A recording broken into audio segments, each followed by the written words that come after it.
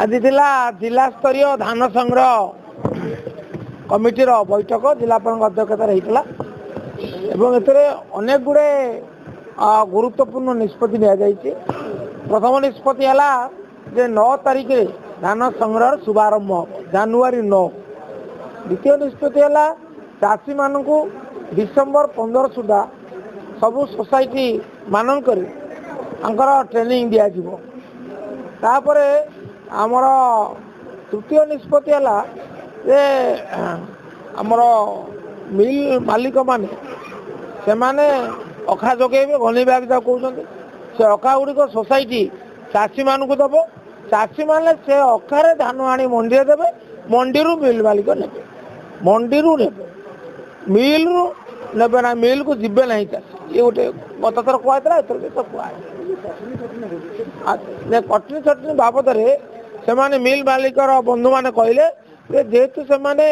आमर जो FAQ fair average quality मानर धान दौना तेणुक यहाँ हूँ आम आम तो सरकार कही फेयर एवरेज क्वालिटी मान नहेले नन एफएक्यू कल किणा ना आप किणुंट कहीं आप तो किणा ना आप उन्नत मानर निर्धारित मानर किणु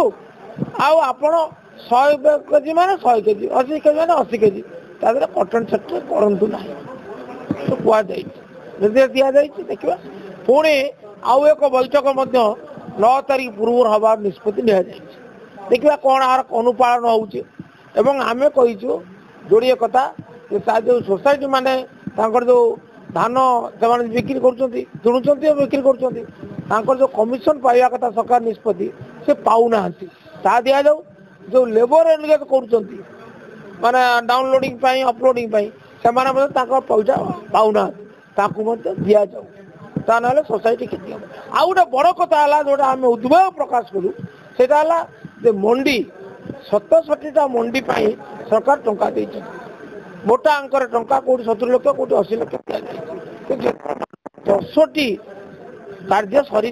अवशिष्ट होना यह तो उद्वेगजनक कथा मंडी टंका दिगला मंडी में धान आसी धान मान ठीक प्रभावित हम ना धान क्षति हम ना तार गुणात्मक मान क्षति हम ना किंतु मंडी कार्य सरुना तेणु यहाँ जिलापाल को दायित्व दिगला सी जो कंसर्न डिपार्टमेंट आरएनबी को डाकी ये संक्रांत तुरंत निष्पत्ति ने जहाँफल अवशिष्ट मंडी निर्माण कार्य तुरंत शेष कर आज जिला स्तरीय धान क्रय कमिटी बैठक जिलापाल अध्यक्षतार आज कलेक्टर ऑफिस अनुष्ठित हो जाए आगामी दिन में खरीफ धान केमिति शांति श्रृंखला सहित स्वच्छतार सहित चाषी मान पाखु क्रय करा कारण ये सरकार हूँ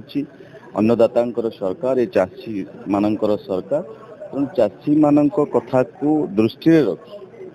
प्रति मंडी किंतु सुरुखुरे धान किणाजिव आउ प्रीवियसली जिते गुड़ाक मंडी थिला 118टी मंडी एथर मध्य आउ 4टी मंडी बढ़ा जाइछि ये सबु मंडी रे सबु सुव्यवस्थित ढंग से अच्छी ना नहीं से विषय मध्य पुंखानुपुंख आलोचना करा जाइथिला कमिटी को मध्य निर्देश दिया जाइछि ताकि पूर्वरु टिके जांच करी नै जिवे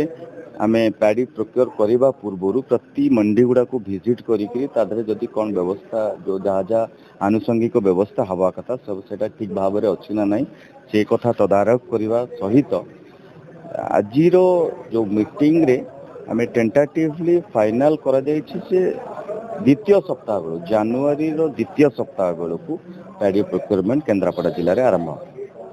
जो काटछाट होउछि ता पर नजर चाह आपण को भाषा रे कटनी छटनी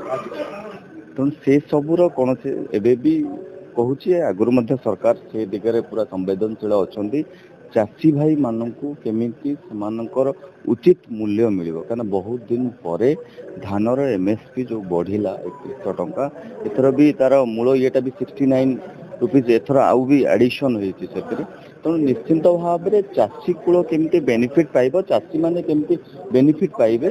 कटनी छटनी न हो सरकार पूरा दृष्टि रे अछंती आगामी दिन जो प्रोक्योरमेंट हम आम समस्ते अच्छा केमती नजर रखी सुव्यवस्थित करा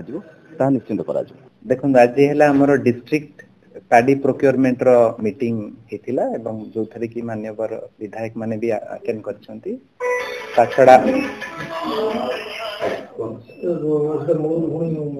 ताछड़ा डीआरसीएस एआरसीएस हमारा सीएसओ का टीम आरएमसी एवं मिलानकर प्रतिनिधि चाषी मानक प्रतिनिधि समस्त अटेंड करिकी किबळी भाबरे जो पैडी प्रोक्योरमेंट हबो जनवरी रो फर्स्ट वीक रु ए विषय रे आलोचना हेछि एवं प्रिपरेटरी एक्टिविटी जहा जहा हबो अवेयरनेस एक्टिविटी हो एवं मंडी लेवल रे जहा प्रिपरेशन हबा कथा सेही विषय रे आगामी डिसेंबर मास सुद्धा किबळी भाबरे ता कंप्लीट करबा से पई आलोचना करछु। कोन सर गुरुत्व कोन दिया गला चलित वर्ष जो पैडी प्रोक्योरमेंट देखंतु हमर एई वर्ष गत वर्ष चाषी आमर 44,000 चाषी थिले एई वर्ष 52,000 चाषी रजिस्टर हेचंती वेबसाइट रे।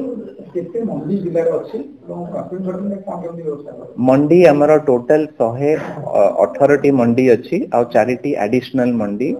तेणु टोटल 122 टी मंडी अछि आमर जिल्ला रे। तो गत वर्ष जहा समस्या हेतला कटनी छटनी समस्या थिला अनेक लोक पंजीकरण करिकरी मध्ये धान बिकि पाले नाही चलित वर्ष तार पुनरावृत्ति किंते न होबो कोन पदक्षेप नै एबे देखंतु ए मीटिंग परे हमर रिव्यू हमर ट्रेनिंग प्रोग्राम अछि हमर जो अधिकारी मानकर पैक्स रो सेक्रेटरी मानकर संगे एवं अवेयरनेस प्रोग्राम जो चाषी मानकर पई अछि सेथरे भी हमें सचेतन करिवु जे गवर्नमेंट रो जो गाइडलाइन अछि पॉलिसी अछि से अनुसार धान आनिकरी देले एवं धान जदि ठीक मानरे नाही जोटा ताको ठीक क्वालिटी रे करिकरी देले ताले किछि असुविधा कार्य होबनी।